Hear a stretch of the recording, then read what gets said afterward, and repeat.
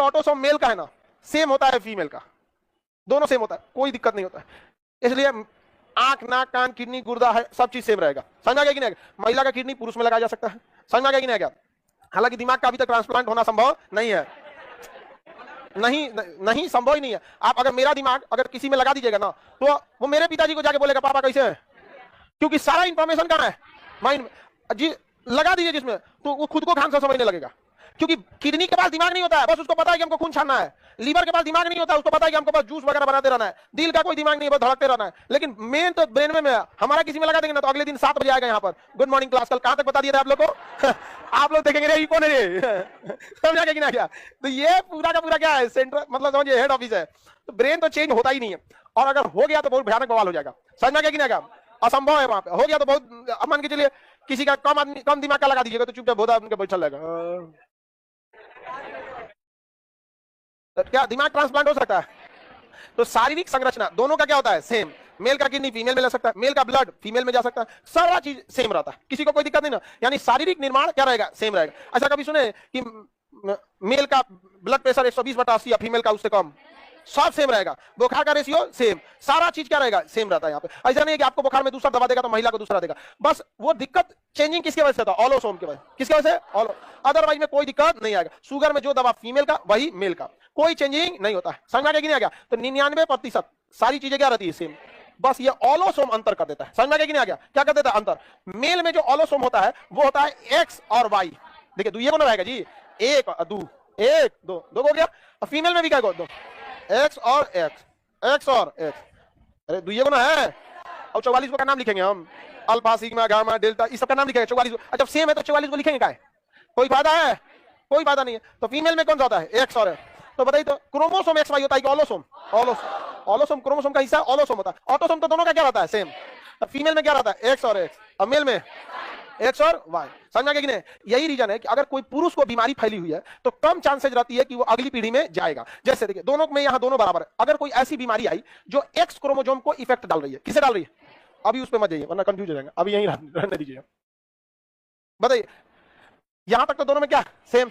अब जब जनन की प्रक्रिया होगा, नेक्स्ट संतान उत्पत्ति होगी, तो संतान जो होगा यहाँ पर बेबी, छोटा बच्चा को बेबी कहा जाता है या चाइल्ड बोलिए। समझ में आ गया कि नहीं? चाइल्ड बोलिए। आजकल सोच रहा बड़ो आदमी को लोग बेबी बोलता है। हाँ? ये सब बताइए, छोटा सा ये फोन आ गया है ना, सब चीज को चौपट कर देगा। आई सारा कांड किया सीबीएसई वाला, नहीं समझा? हिंदी मीडियम वाला तो बाबू सोरा पर खुश है। हाँ? आगे बढ़े। क्या बन गया? चाइल्ड। चाइल्ड बना। अब बताइए इस चाइल्ड में यहां से कितना आएगा? 22। 44 दे देना है। कितना आएगा? 22। और यहां से भी, यहां से भी कितना आएगा? 22। कितना बन गया? तो लड़कवा में भी ऑटोसोम 44। अब बताइए इसमें से कितना आएगा? एगो। इसमें से कितना आएगा? एक। और इसमें से कितना आएगा? एक। एक प्लस एक 2। इसमें भी हो गया 2। बताइए कितना हो गया? 46। तो आधा आधा विभाजन हुआ है? नहीं भाई जी। इसी को कहते हैं अर्धसूत्री विभाजन, मियोसिस। अंग्रेजी में कुछ बुझा रहा है मियोसिस, हिंदी में तो सब सीधे लग रहा है अर्धसूत्री विभाजन। आधा आधा हो गया। क्या हो गया? आधा आधा। ऑटोसोम भी आधा, ऑलोसोम भी आधा। टोटल कितना? आधा आधा करके इसमें कितना आ गया? 46। इसमें कितना आ गया? 46। ये तो सेम होता है मेल फीमेल में, कोई दिक्कत नहीं है। अब बताइए इन दोनों में से काय को जाएगा? एगो। तो चाहे सोच रहा हाई जाए चाहे हाई जाए। समझ में आ गया कि नहीं? दोनों तो बराबर है। तो फीमेल की ओर से क्या आएगा? एक्स। फीमेल की ओर से एक्स, लेकिन मेल की ओर से अगर एक्स आ गया तो लड़की, एक्स आ गया तो लड़की, क्योंकि 2 को एक्स हो गया तो 2 को एक्स किसका पहचान है? फीमेल का। किसका? फीमेल। अच्छा इधर से तो एक्स ही आएगा किसी भी कीमत में, और इधर से अगर वाई चला गया तो लड़का, वाई चला गया तो लड़का। यानी लड़का होगा या लड़की, ये डिपेंड करता है मेल के क्रोमोसोम पर। और गांव देहात में अगर किसी महिला को केवल लड़की हो रही है तो उसकी सास बहू को गरियाती है। एक लक्षण कैसन? अरे बकलिया लइकवा को बोल अपने। समझ में आ गया कि ना गया? नहीं जाना लइकवा का लक्षण ना ठीक हो लो। हाँ अब देखा महिला बेचारी सुन लेती है चुपचाप। ये होता है एजुकेशन की कमी, उसकी गलती है। लड़का होगा सीधी होती है, मतलब कोई पढ़ा लिखा नहीं तो सीधा हो गया। बाप रे बाप सीधा होता। मां धार के समय कोनो सीधा ना होता। लड़का के बारे में करी थी कि लड़की के बारे में? लड़का के बारे में तब सही बोल रहे थे। लड़का तो सीधा होता ही नहीं। चलिए आगे बढ़े। एजुकेशन की कमी। किसकी? एजुकेशन की कमी। आगे बढ़े, बताइए इन दोनों में से कौन जाएगा? भाई जाना तो उसको एक के को इधर से, तो ई जाए चाहे ई जाए, जाना है एक्स, उधर से डिसाइड होगा। अगर क्या आ गया एक्स, तो 2 एक्स हो जाएगा। तो 2 एक्स किसकी पहचान? लड़की। 1 एक्स वाई आ गया तो हाँ। अच्छा एक बात समझिए ध्यान से, अगर गड़बड़ी से इधर से गया एक्स और उधर से दोनों चलाया, तो ये 46 की जगह 47 हो जाएगा, 46 की जगह 47 हो जाएगा। समझ में गया कि नहीं? तो उसमें दिक्कत हो जाएगा। ध्यान से देखो भाऊ, यहां आना चाहिए 1 + 1 बन गया 2। पता चला एक इधर से आया और दोनों चलाया, कौन आ गया? दोनों चला। तो ऐसे ट्रांसजेंडर हो जाते हैं। क्या हो जाते हैं? ट्रांसजेंडर। समझ आ गया कि नहीं आ गया? भारत में सबसे अगर कोई किसी का शुद्ध नहीं लेता है ना, तो ट्रांसजेंडर का, तो वो लोग बेचारे देखिए भीख मांग के रहते हैं। और कई लोग उनको ज्ञान देने लगते हैं कि काम करके खाओ ना। उसको काम कौन देता है? कोई नहीं देता है। अभी केरल की कोई ट्रांसजेंडर थी, उसने महाराष्ट्र की केरल की डिस्ट्रिक्ट मजिस्ट्रेट को लेटर लिखी कि हमको इच्छा मृत्यु दीजिए, क्योंकि संविधान का अनुच्छेद 21 हमें मरने की आजादी नहीं दे। तो डिस्ट्रिक्ट मजिस्ट्रेट ने पूछा क्यों? कहा कि हमें किन्नर है, मतलब जिसको नॉर्मल लोग हिजड़ा बोलते हैं, ट्रांसजेंडर, उसको ना कोई काम देता है, ना अपने यहाँ रहने देता है, ना अपने मोहल्ला में रहने देता है, ना किसी होटल में खाने देता है, ना चाय की दुकान पे चाय पीने देता है, ट्रेन में जाएगी बेचारा तो ना कोई उसको अपने बगल में बैठने देता है। तो क्या करेगा? वो भी कभी तो समाज है।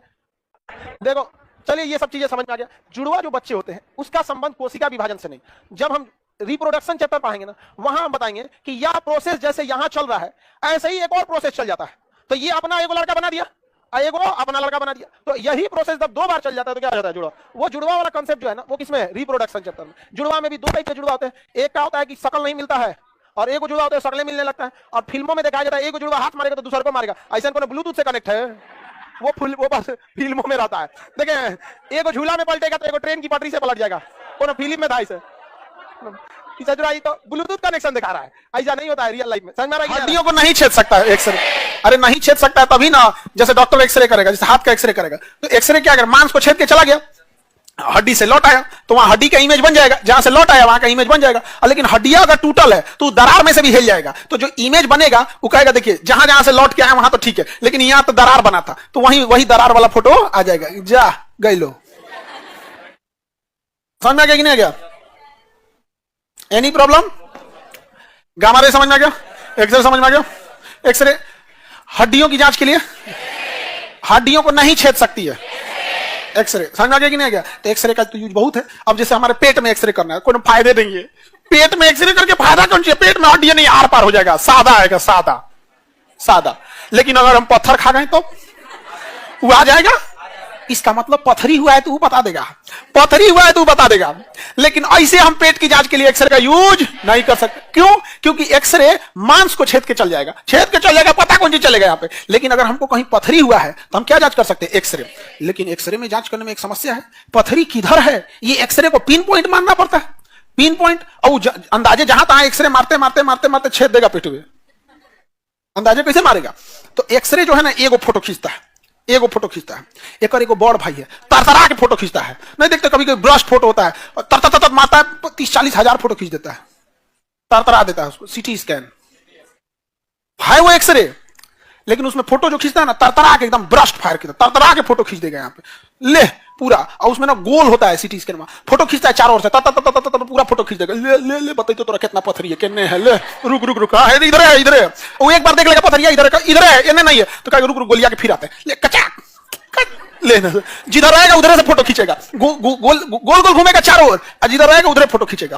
का पता चल गया इधर है, का रुक इधर से फोटो खींचते, इधर से इतना सेंटीमीटर की दूरी पर, इधर से इतना सेंटीमीटर की दूरी पर, इतना सेंटीमीटर की दूरी, चारों ओर फोटो खींच के आइडिया लगा देगा कि एग्जैक्ट कहां पे है। समझ आ गया कि नहीं आ गया?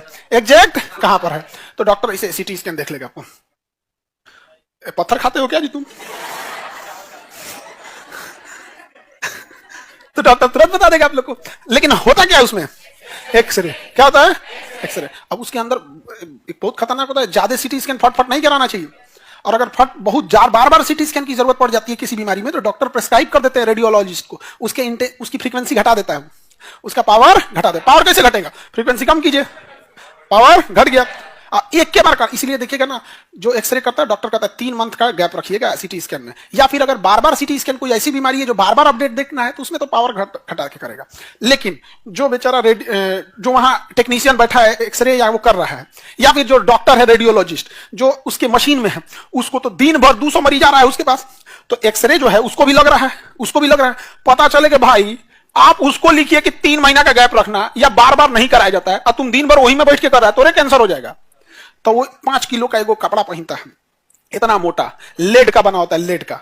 और जो कोट होता है ना, कोट, उसको डॉक्टर लोग एप्रेन बोलता है, व्हाइट एप्रेन ऐसे पहनता है, लेकिन अंदर जाएंगे तो लेड एप्रेन पहनता है, बहुत भारी होता है। लेड एप्रेन पहन के उसके बाद एक्सरे करेगा। बहुत सारे डॉक्टरों ने कोरोना में अपनी जान इसलिए दे दी या कि दूसरों की जान बच सके।